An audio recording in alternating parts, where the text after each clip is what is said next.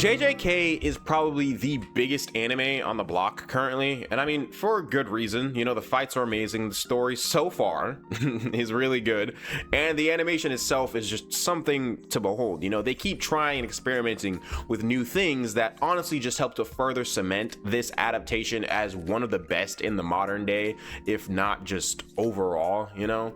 But one thing I don't hear enough people talk about JJK is its portrayal of depression, you know? Probably because most people only care to watch JJK for the fights and not for the story. I'm looking at you, every single person who hated that Tengen episode. That was one of the most well done exposition dumps I've ever seen in an anime in general. Like, that shit was really fucking well done. It was a lot of reading.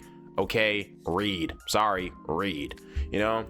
But the themes of JJK are often one of the least discussed parts of the anime or the manga itself, and if it is, it's usually done in passing. So within today's video, I want to take a look at 4 characters throughout the series who in my eyes represent different ways depression can present and just how they handle it, you know, as the series progresses. But with all this set up out the way, I do want to say thank you guys so much for the support that you've been showing me. You know, we're well past 1,000 watch hours and we're still going, but you guys watching, commenting, subbing, all that stuff is just, you're helping me make my dream come true. So I want to say thank you. But with all that out of the way, let's get it done.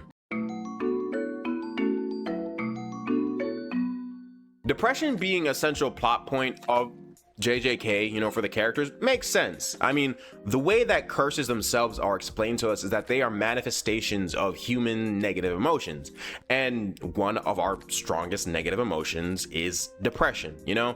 And our first real foray into the true exploration of depression in JJK is through the eyes of Yuta Okotsu. You know, I will say the first season of JJK, it was dark and had these themes in the background. For the most part, it felt pretty lighthearted, you know? There was this idea that everything else is gonna be okay, and that's definitely attributed to the fact that Gojo is around. So I feel like Gojo himself is what, you know, permeates that idea, because he's a pretty positive guy, at least, you know, compared to what we're dealing with now in terms of it being lighthearted. But during Yuta's first introduction to us as the audience, we see him being haunted by Rika, doing things against his will, literally killing students who are bullying him to protect him, you know? And he spent his entire childhood thinking he didn't deserve to live, even to the point that once the Jujutsu higher-ups captured him, he just tried to kill himself, thinking it would be the best course of action. And I mean, it makes sense. He's being haunted by this spirit that only he can see and that he can do absolutely nothing about, you know? And Yuta had experienced a very traumatic event in his life due to the death of his love interest, Rika Orimoto. Around the age of 11, you know, Yuta literally watched Rika's skull be crushed by a car. And on top of that, at the same time, because he couldn't let go of her, he curses her, causing her to become attached to him as this special grade cursed, vengeful cursed spirit, you know? Yuta was already a pretty isolated kid, and this caused further isolation due to Rika not wanting anybody else to come around Yuta. She wanted Yuta for herself, you know? To me, this was a sense of depression coming from both self-inflicted isolation, because even before Rika, Yuta was pretty much a loner, like, if we're being honest, and it comes from a lover's perspective, because as we progress through JJK 0, we learn that Yuta is the only one who can truly break the curse that's on him and Rika. You know, Rika's twisted idea of love and obsession with Yuta was hurting him. She was selfish and controlling towards him out of what she thought was true love. But the thing is that she had no real control over Yuta. You know, Yuta was the one with the power the entire time, as we saw once he started to make friends and eventually learned how to release her from the Shikigami, her spirit, that is, her soul, from the Shikigami. And, you know, think of it as being unable to leave an abusive relationship. The reason why most people can't is that they lack the self-esteem and belief within themselves to operate on their own, which a healthy friend group can do for you. You know, Yuta had no belief in his own purpose to live, as Maki pointed out. He had no confidence in himself and honestly saw himself as the victim in his own life. But finding friends at Jujutsu High not only gave Yuta a sense of confidence, but also literally saved his life. So next up on our list, we have Gege Akutami's favorite boyfriend, Toji Fushiguro. You know, the next character whose depression we really learn about in depth throughout the series. And from a young age, Toji is abused by his family because he was born without any cursed energy, which is unheard of. You know, even people like me and you, where we can't see cursed spirits, allegedly, we're born with a small amount of cursed energy. Toji was born with zero cursed energy, so it was seen as a disability within the clan, or just in general, you know, even though it gave him advantages that they themselves saw as lesser because they believed they could achieve the same strength and speed through applying cursed energy reinforcement to their own body. You know, he was tortured for years under the Zenin clan, at one point being thrown into a pit of cursed spirits at the age of 6 years old. And I'm not sure if you know this, but that scar on Toji's lip comes from him being thrown in that pit. And I mean, obviously he survived because he lived to die to Gojo and he had Megumi, but imagine at the age of 6 being thrown in essentially a pit of dogs, a pit of rabid dogs who are hungry. That's essentially what happened to Toji, you know. And I don't really think I need to explain that his depression comes from his familial abuse and the lack of love that he experienced. You know, if Yuta's depression comes from love and obsession through Rika, Toji's came from a lack of it. They saw no value in him, and as a result, it caused him to see no real value within himself. The first real time that Toji experiences love is through Megumi's mother, and for the first time, so much so that he begins to thrive. We don't ever see this in the series, you know, it's implied, it's heavily implied that once she died, he actually loses interest in anything that isn't destructive, i.e. his gambling habits or taking on jobs that he probably shouldn't have taken on, or just, you know, go raise your kid, you bum. But before Megumi was born, it was again implied that Toji had full intentions of being a present father, as he was the one who named Megumi, and Megumi means blessings, so he definitely saw Megumi as a blessing, you know. And now again, I'm not by any means justifying him being a deadbeat because he auctioned off his son to the clan that abused him. Sure, he did believe that they'd treat him better because he has the talent and the inherited technique that they wanted from maybe Toji or just somebody throughout the clan.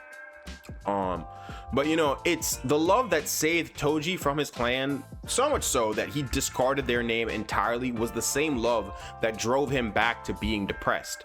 In contrast to Yuta, who found platonic love to save himself, Toji found romantic love, and in doing so, put his happiness in the hands of one person, not addressing his own inner trauma. Toji used love to cover up that trauma, never really addressing them and finding healthy ways to go about, whether coping or just getting rid of them entirely, which ultimately led to his death because during his final fight with Gojo, Toji was aware that something was off, and while this could be due to his own overconfidence of having beat Gojo earlier that day, from as far as we know, Toji has never doubted his instincts. So now we move on to Maki Zenin, who is another victim of the aforementioned Zenin clan and their conservative ideals. The difference between Maki and Toji is that Maki has the added misfortune of being born a twin and a woman. And being born an identical twin in Jujutsu society is one of the major curses you can endure, because you're essentially seen as one person or one being split into two, right? So your cursed energy is theoretically divided in half, but when Maki and Mai got more cursed energy, Maki got less, and she got a heavenly restriction, and then Mai got the cursed technique, but Mai could only, it was like creation, basically. Think creation, Creaty's ability, but worse, because Mai had no cursed energy. I think she could only make like 2 or 3 bullets a day, which is not good because her revolver is 6, you know, but whatever, you know, that's not what we're here for. But being born a woman in the Zenin clan, you were born to be nothing more than a servant and essentially just a baby factory, you know, due to their own misogynistic ways and ideals that they've held on to. But Maki had to endure the idea of not even being fully heavenly restricted because of Mai, but she also had to endure the physical abuse from her cousin Noya, the asshole, and her parents regretting her birth in general. You know, her dad letting her know that to be quite honest. She also even took on the burden of wanting to be recognized by the clan itself so that she could become the clan head and create a safe space for her younger sister Mai. And while Maki does make friends at Jujutsu High and finds people who believe in her, similar to Yuta, but similar to Toji, this wasn't the root of her depression. This wasn't the root of Maki's problems. Her family, out of spite of her dream to become a Jujutsu sorcerer, forced her sister to also become a Jujutsu sorcerer. And this, on top of Maki breaking their promise to never leave each other, drove a rift between the two of them. And I don't know if you know, but Mai was very much complicit with the idea of being a servant and, baby factory, I guess, in the Zenin clan, while Maki was not. And there are a lot of parallels between Toji and Maki. The main difference between that she actually addresses her problems with her clan by killing them, and she avenges her sister, but it also comes at the cost of her sister's life. Maki erasing the people who abused her for her entire life did provide her with some sense of relief, but she lost the one person in her life that she actually loved.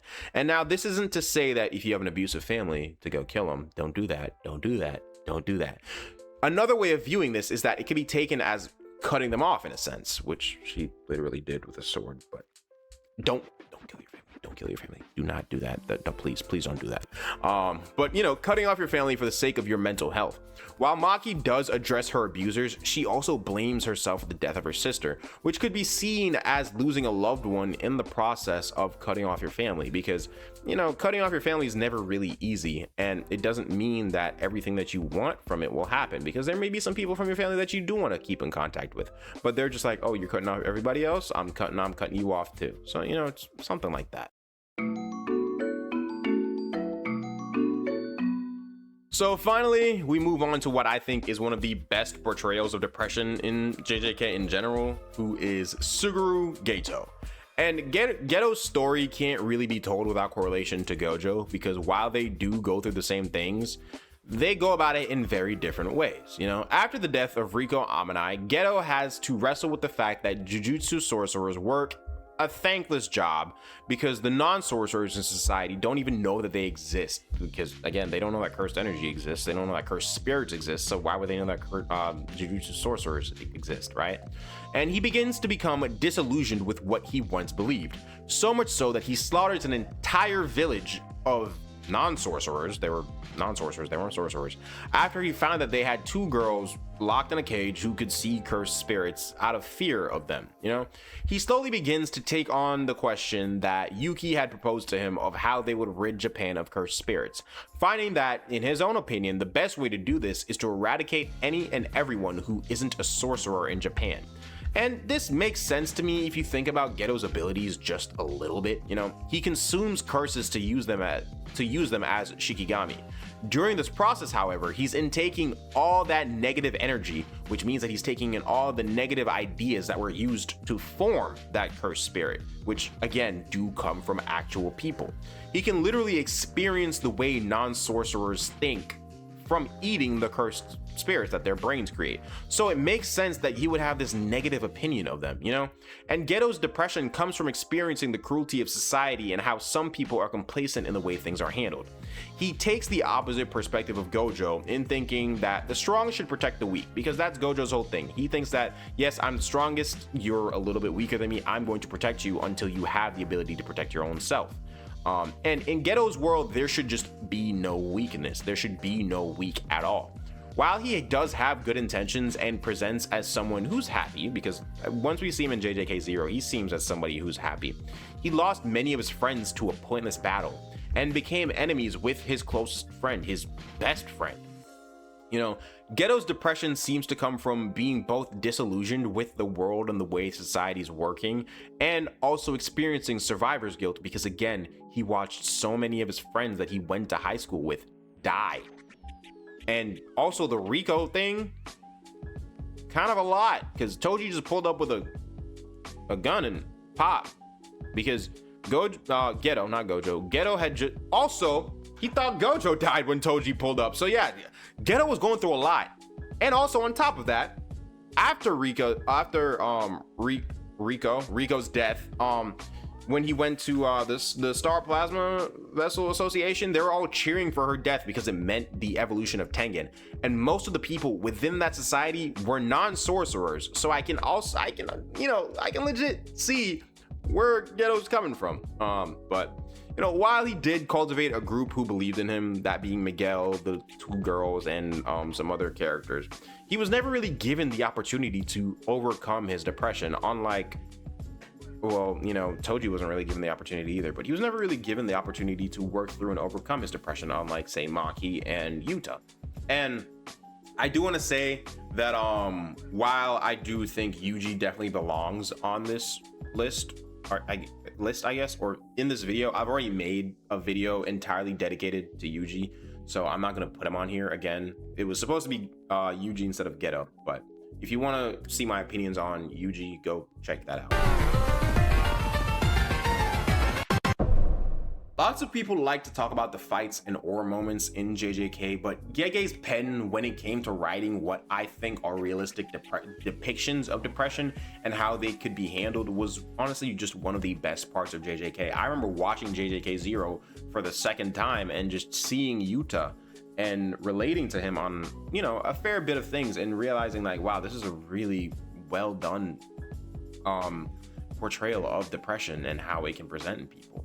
And to this, I want to say that I am in no way comparing what each character went through and saying this is more traumatizing than the other. Like, I'm not doing that. You know, their struggles are all unique in their own ways, exactly as it is in our own real world. You know, our struggles are all unique. We all go through different things. And as somebody who has experienced and still experiences bouts of depression here and there, I do urge you to find people who care about you, you know, form those relationships. You know, whether they be platonic or romantic, and most of all, do just love yourself, because nobody else is going to do that for you. And that's something that I myself had to come to terms with. So enjoy your life. You only get one. Live it, love it, live it long as you can. But you know, that's the video. And as usual, I want to say thank you guys so much for the support that you've been showing me. You know, please like, comment, subscribe down below, and I'll see you guys in the next one.